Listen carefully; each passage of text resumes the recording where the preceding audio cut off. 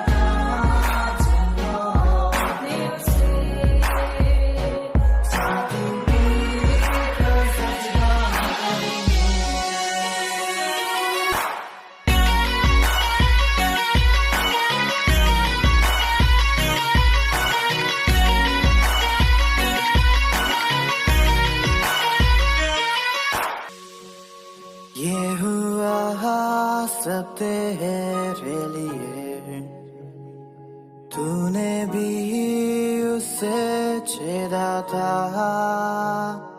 फिर भी प्यार से वो बोला था, जाता क्यों नहीं तू उसके पास, फिर भी प्यार से वो बोला था, जाता क्यों नहीं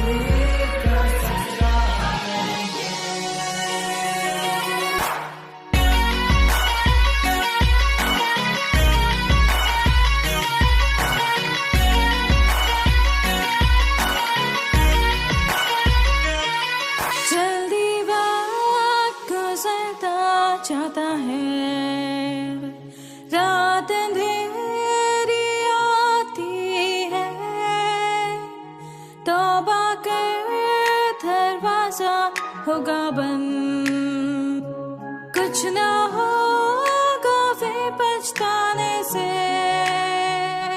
तौबा कर दरवाजा होगा बंद, कुछ ना होगा वे पछताने से।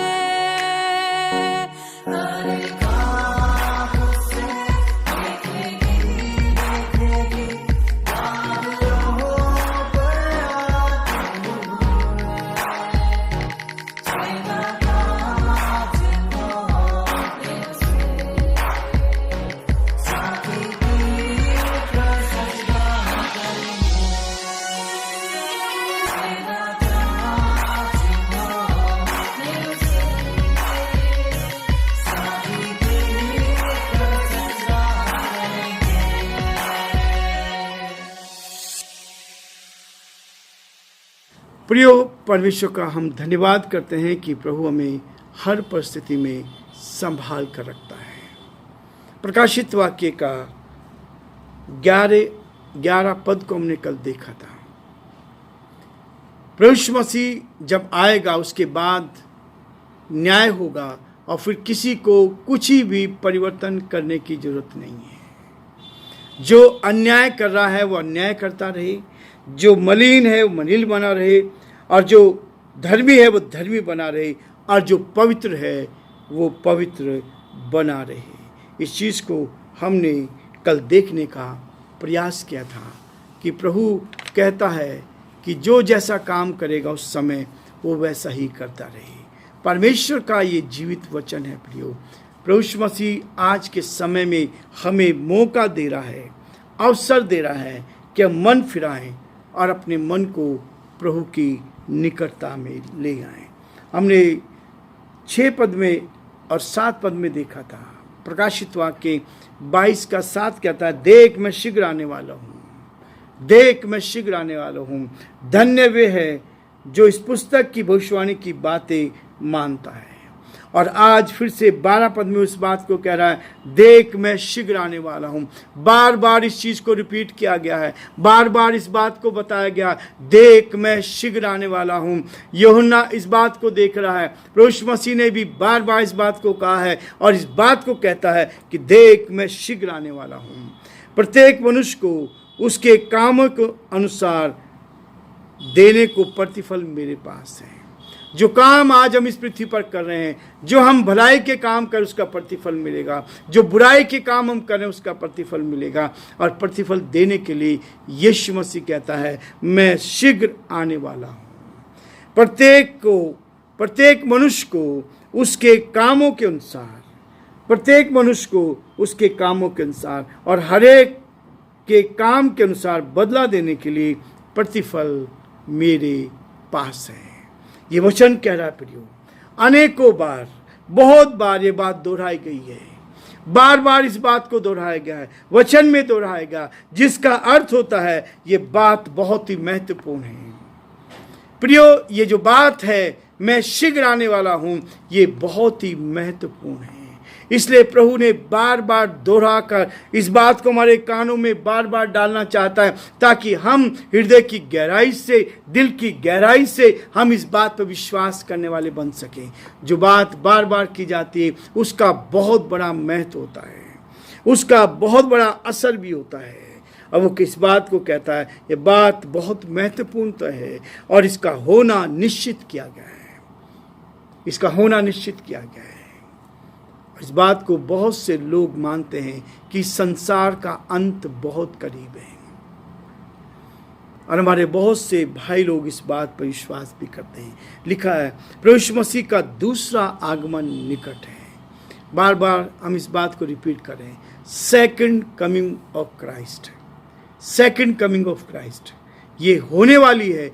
उसका दूसरा आगमन बहुत निकट है, उसका दूसरा आगमन बहुत निकट है प्रियो। और वो इसी बात को कहता है, वह प्रत्येक मनुष्य को उसके कार्य के अनुसार प्रतिफल देगा। जो कुछ हम यहाँ कर रहे हैं, आज तो हम बहुत गुनाह कर रहे हैं, आज तो हम खूब ईश्वर के विरोध में काम कर रहे हैं, लेकिन उसके अनुसार उसके अनुसार प्रतिफल भी हमें मिलेगा। आज मैं भलाई करने की कोशिश करता हूँ, आप भलाई करने की कोशिश करते हैं, तो प्रियो उस भलाई का प्रतिफल भी आपको मिलेगा। लेकिन कब मिलेगा? जब आपका दिल साफ हो जाएगा, जब परमेश्वर की पवित्रता आपके अंदर होगी। वो कहता है जो पवित्र है वो पवित्र बना रहे, जो धर्मी है वो धर्मी बना रहे। आप धर्म के काम करते हैं, प्रभु आपको बहुत आशीष देना चाहता है। परमेश्वर आपके जीवन को आगे बढ़ाना चाहता है ताकि आप आगे बढ़कर प्रभु की महिमा करें। विश्वास के बिना कर्मों का कोई महत्व नहीं है।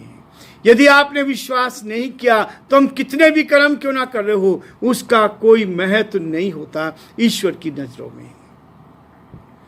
धर्म के काम बहुत अच्छे हैं, मनुष्य की सेवा करना बहुत अच्छी है, मनुष्य को दान देना अच्छा है, मनुष्य को खाना खिलाना अच्छा है, मनुष्य को पानी पिलाना अच्छा है, हमें धर्मशाला खोलना अच्छा है, हम एक दूसरे के साथ भलाई करें, बीमारी में उनकी सहायता करें, बहुत अच्छा है, ये करना चाहिए प्रियो।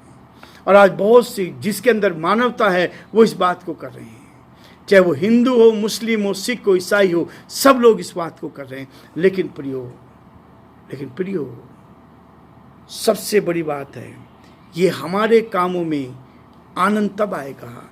विश्वास के बिना कर्मों का कोई महत्व नहीं है, परंतु कर्मों के बिना विश्वास भी मृतक है, मरा हुआ है। वचन इस बात को कहता है कि विश्वास बिना कर्म मरा हुआ है। यदि आपका विश्वास है, आपने जीवन में इस बात को पा लिया है, आपने सच्चाई को जान लिया है, आपने प्रभु के उस सच्चे विश्वास को ले लिया है, वो कहता है, इसलिए कहता है अंत में, अर्थात हृदय के विश्वास के कार्यों द्वारा बाहरी अभिव्यक्ति है।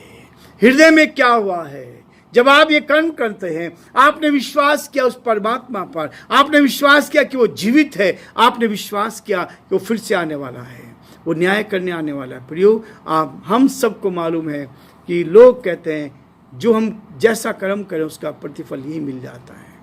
बिल्कुल मिलेगा, ये सत्य है, ये सत्य है। लेकिन कौन देगा? प्रियो? वचन में लिखा है कि प्रभु यीशु मसीह आएगा और वो न्याय करेगा। अब वो आएगा, जज के रूप में आएगा।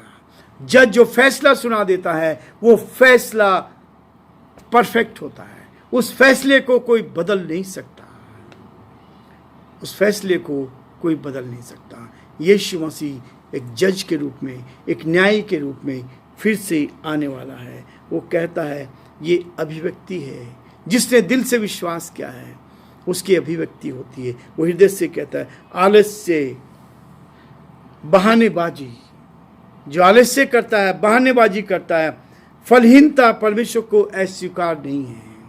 परमेश्वर कभी भी ये स्वीकार नहीं करता हमारे जीवन से फल ना लगे, हम दूसरों को बचाने वाले बने, दूसरों की आत्माओं को बचाने वाले बने, दूसरों को उस नरक की आग से बचाने वाले बने। इसलिए कहता मैं शीघ्र आने वाला हूँ, शीघ्र आने वाला हूँ। और ये शीघ्र कब हो जाएगा पता नहीं है, किसी को नहीं मालूम। बहुत सारे लोगों ने भविष्यवाणी कर दी। जब माया कैलेंडर समाप्त हुआ था, बहुत लोगों ने कहा माया कैलेंडर समाप्त हो गया है, अब दुनिया का अंत होने वाला है, इस तारीख को दुनिया का अंत हो जाएगा। लेकिन नहीं हुआ, क्योंकि बाइबल कहती है किसी को नहीं मालूम है कि संसार का अंत कब होगा, यीशु मसीह कब आएगा और न्याय करेगा। और न्याय करने के बाद वो कहता है समय, योग्यता, बुद्धि, ज्ञान परमेश्वर ने हमें दिए हैं, ये सब कुछ परमेश्वर ने दिए हैं। इसलिए वो कहता है हम इनके द्वारा परमेश्वर की महिमा और गवाही के लिए जो कार्य करते हैं वे कार्य ही परमेश्वर को ग्रहण योग्य होते हैं। संसार में रहते जो कार्य हम कर रहे हैं, जो ईश्वर को ग्रहण योग्य होते हैं, जिनका प्रतिफल उसके पास है। इसलिए वो कह रहा है मैं शीघ्र आने वाला हूँ, मैं शीघ्र आने वाला हूँ। और शीघ्र आने का मतलब है और प्रत्येक को, हरेक के काम के अनुसार बदला देने के लिए प्रतिफल मेरे पास है। प्रियो, प्रभु चाहता है आज की रात, आज की सुबह हम इस बात को देख लें कि परमेश्वर आपके जीवन को बचाना चाहता है। प्रभु आपके जीवन को बचाना चाहता है। वो आपको समय देता है और ये समय तभी तक है जब तक आप इस पृथ्वी पर जीवित हैं। जब तक आप इस पृथ्वी पर जीवित है तब तक ही आप क्या कर सकते हैं? प्रभु के लिए अपने जीवन को बदल सकते हैं, अपने अंदरूनी हृदय को बदल सकते हैं, ये आत्मा को शुद्ध कर सकते हैं, पवित्र कर सकते हैं और तब परमेश्वर आपको इसका प्रतिफल देगा। आप उसके साथ होंगे, वो आपकी सहायता करेगा ताकि आप प्रभु में आगे बढ़ते जाएं। वो कहता है मैं शीघ्र आने वाला हूँ। प्रकाशित वाक्य में बारंबार इस बात को बताया गया और इसी अध्याय में 2 बार है। 7 पद में, 22 अध्याय के 7 पद में, देख मैं शीघ्र आने वाला हूँ। धन्य है वह जो इस पुस्तक की भविष्यवाणी की बातों को मानता है।